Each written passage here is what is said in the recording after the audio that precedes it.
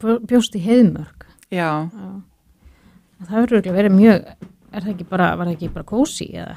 Sko, á veturnar þegar ég var að klífa snjóinn, þegar var ekki búið að skafa alla leiðina heim, þá var ég bara, hvað ert að gera hérna? Þú veist bara, þetta alveg kósí, þú veist á sumrin og haust og vor, en svona meðan vetur, þá þetta alveg engin rómatík. Þú veist bara, það var ekki búið að skafa alla leiðina heim til mín og þú veist, þó að leiðan var svona lítil, þú veist, þá bara húsið kalt og þú veist, þá kom alveg tímabil bara svona, hvað er þetta að gera ákveðst í lífinu, þú veist bara Það hefur verið, var moka eða þú skafið alveg að húsinu stundum með það? Nei, sko, það var skafið upp að skógræktinni, svo bjó ég aðeins lengra en skógræktin.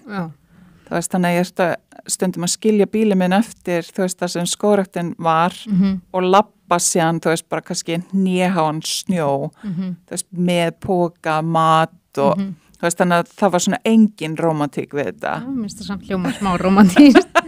Það eitthvað, ég vunn alltaf snjó úr sveitinu minni, sko, en